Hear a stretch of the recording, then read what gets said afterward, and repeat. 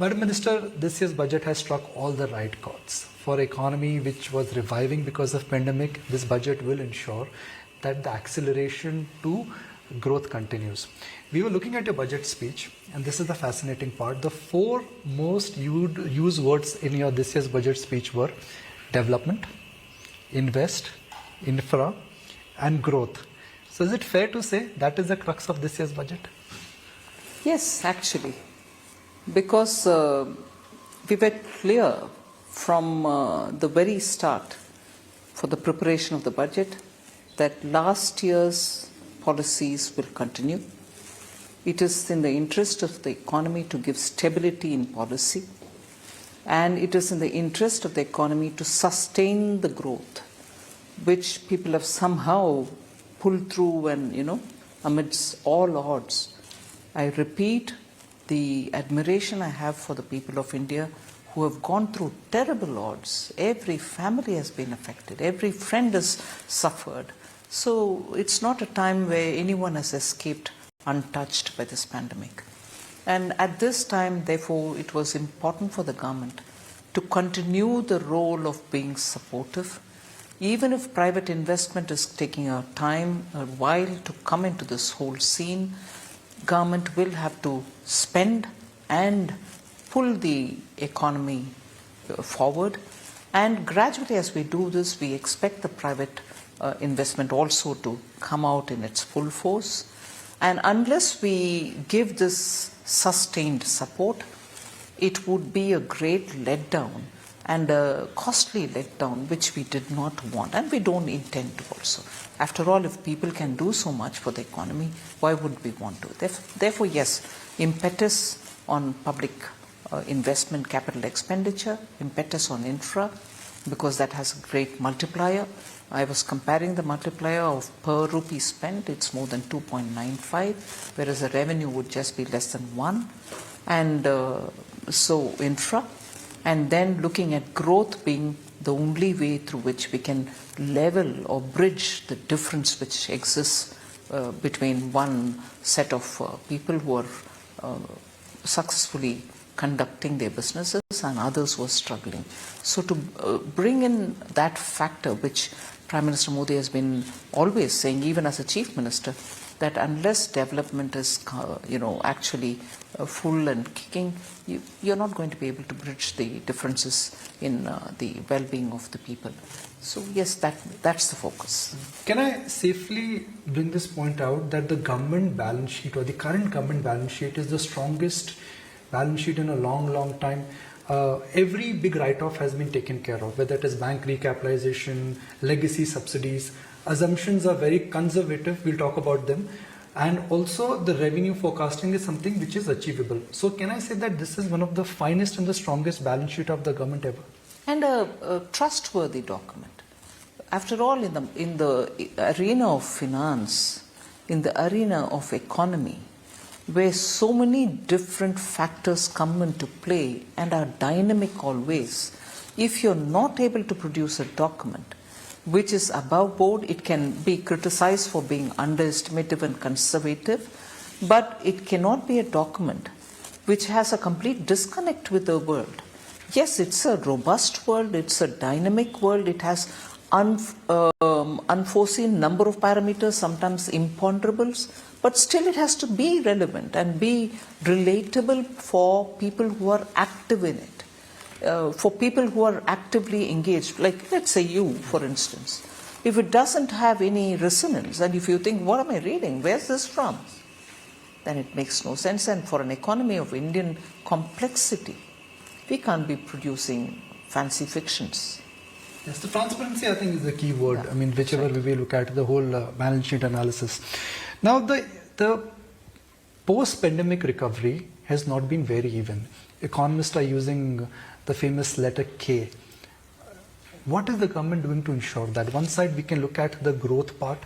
There is a touch of push towards risk and private sector capex, which is what we eventually want to achieve. What about the end of the economy, which has suffered? I've always made it a point not to get into arguments about the alphabets that people, attribute. There are some who said it's W growth.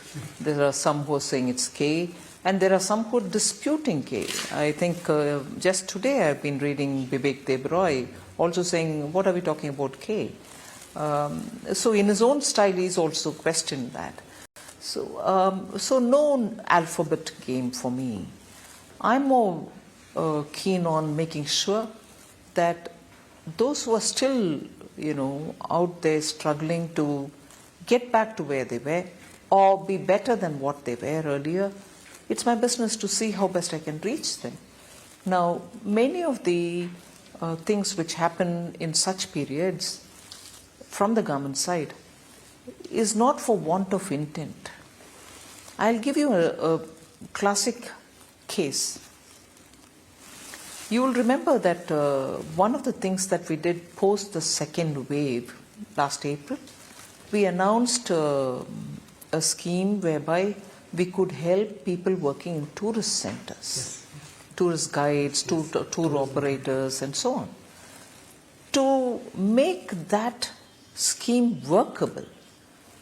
It was such an exercise because, after all, in government, when you're dealing with public money, you need some basic data on the basis of which you'll tailor-make the scheme, or at least tailor-make it loosely so that each state can adopt for it. It was just not possible to obtain credible basic data of how many, let us say, tourist guides would be there. At the state level, some people are recognized. At the central level, some people are recognized. But just tourist guides, what are the other things? It was a big exercise for a government, because unless I have that, I will not be in a position to justifiably to start from somewhere. Similar is to even, okay, that got sorted out. But even today, similarly, I've had an issue. I've had conversations with a lot of people in the art, fine arts, in the sense, entertainment business, art, classical dancers, classical musicians. They're people who are around them, who, like you have, support artists, makeup men, and also like you have the camera and so on. Now, particularly those accompanying artists of musicians, they've had a real trying time. And quite a few representations came to me. But where do I start? They are not yet in such a way given a recognition, some identity, some proof of occupation and all that. That's why I lay a big trust on the e-Shram portal which has come. I would want everybody who belong to the informal, not so well organized sector, but that's fine, that sector need not be organized, but at least get onto the e-Shram portal. As it is, I'm happy. There are some 400 professions which have got recorded there, of which nobody had any record. We need such things to take place in the country. Otherwise, for government to make policy without data in hand, of such data, is very, very difficult. We'll slowly take your message forward. Well, you've been asked this question before, that government expenditure is slow. That's largely because of pandemic, impact of second wave. For those who are questioning government's ability to spend because of the higher capex count, are they underestimating Prime Minister's vision on Gati Shakti? Because that large engine, if they start working in, all the expenditure would be diverted in a very productive manner. That's right. It's also a question of drawing the best synergy that you can. Because in India, roads have always been made. There are ports existing much before, for the last 40, 50 years. There are also manufacturing zones in different parts of the country. There are no interlinkages between them. Okay, you started a manufacturing center here, but for it to reach the port or some kind of a airport or seaport from where they can sell their products, or even closer to getting them closer to the raw material heads, or in the neighborhood having a residential place where their children can study, or even to go to the neighborhood in the nearby area, a city, commuting between the place where they are in the manufacturing zone to the city. So these kind of gaps in connectivity of different kinds And everything is there but no internet of today. Earlier it used to be phones. So that's exactly what the PM Gati Shakti is now bringing in, a framework into which all of this can be fitted and made sure that your investment in making a, let's say, manufacturing zone is not going to be headless, tailless, connectionless. That's the benefit PM Gati Shakti will bring in, into which the national infrastructure pipeline will get into. The monetization of assets also will come into play. So if there was a public asset, why wouldn't we want to use it to build a metro in it? But building a metro there, will it help? These kind of a holistic approach to the process of making India which can meet the challenges of India at 100. And that's why planning for the Amrit Kal. Why did I have to lay a 25-year plan? People do keep asking me this. This is why. Because what you're looking at, infrastructure is not built for today, for just for tomorrow and day after it disappears. What you build today will have to last 100 years. Wouldn't you want to plan for it? Will you want to give it due time of gestation? Do you think India will now have a lot of global negotiating power in data protection in terms of patents? Because we've not enjoyed that kind of an, that kind of a advantage, if I may use the word. Yes. In the digital world, the India stack, whether it's payment, I announced Desh, a particular stack of... Global and India stack have to talk now. That's right. For which global policies will also have to be framed. I think India will be at the high table, determining how digitization of economies can happen. We've already shown it in very many ways, not just in digital payment, also on e-Shram, also looking at education, medical help, telemedicine. All this is possible. Now you seem to have very many operations happening, surgeries happening with so many different consultants from all over the world. These are not possible without our progress which is made in digitization. And optical fiber is also taking all these to all the remotest part of the country. And when you're looking at the global, it's very heartening to know that very many developed countries too are nowhere near what we've achieved. Nowhere near in terms of the versatility with which we've extended digitization to various walks of our life. And all of them are serving not just 1,000, 2,000, 1 billion citizens are benefiting from it. These are things which we have to take abroad. And people are asking us to tell them if we can share these. What was co-win after all? Yes. Many countries really thought if you could give a digital. Our citizens going in international airports are showing through a mobile the certification that 2 doses are over. Whereas many of them are pulling out papers even today. So yes, I think we have a very big role to play, a futuristic one at that, and our youth are doing brilliantly well in rapidly changing the language with which, systems with which, and also the ways in which we can handle digital. Our startups are contributing a lot towards this era. It's having a play in agriculture, it's have a play in space technology as well.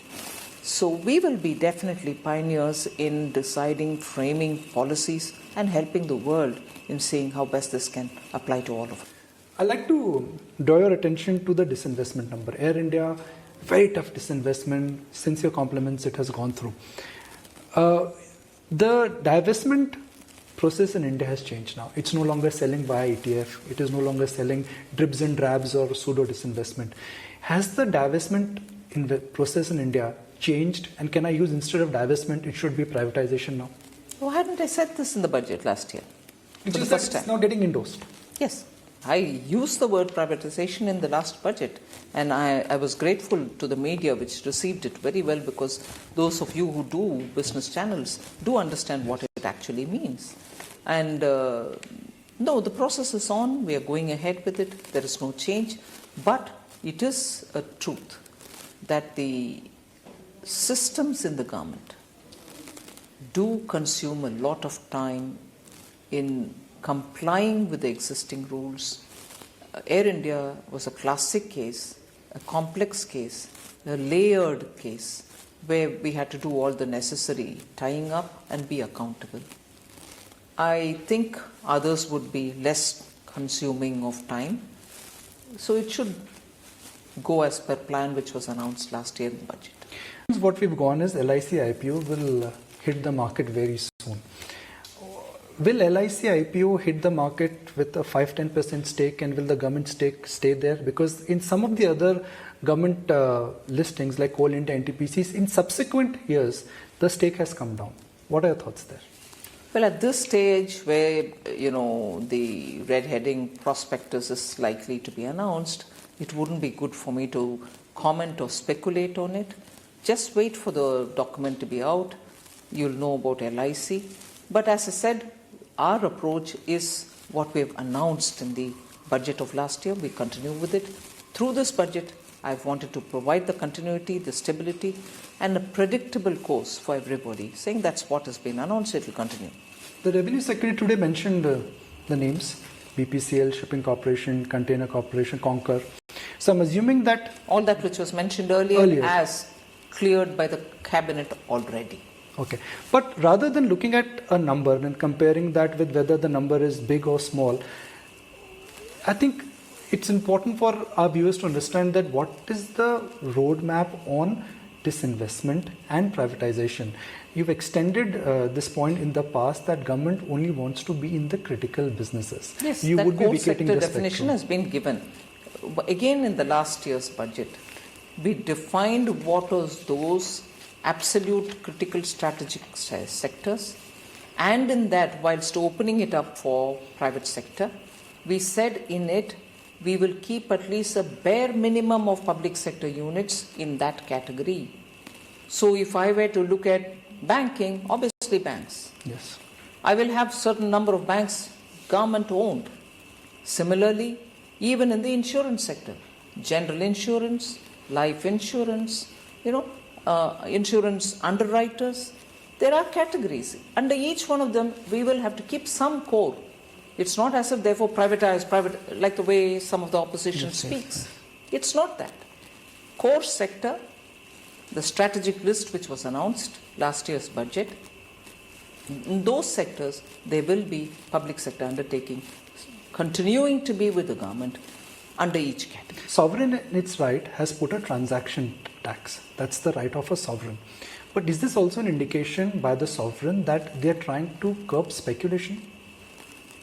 Well, if it eventually leads to cutting down on speculation, it could be one of the collaterals. But we are going there to make sure that if it is happening, we need to know if there's any profit being made, and rightly, profit also will have to pay a share to the government exchequer. So we've gone in there. But if it results in lack of or reduction in speculation, well. So we should not read too much into the intent of taxation. At this stage, I'm open-minded about what is happening there. That is why the consultation, and that is why I'm steadfastly saying that I'm not giving anything which is in my mind yet, because I have to form my thoughts once the inputs come. But the Reserve Bank of India's view, how much importance would you give to that? Because that's a view coming from a regulator. Of course, both the SEBI and RBI, I've consulted. Not once, several times. We've been having this continuous interaction with them. It's not without the consultation with the regulators of monetary affairs and regulators of the stocks. Final question, Madam Minister. Your speech was relatively short, but on words, you've really made a powerful impact. Was that the intent this time? Yes, certainly.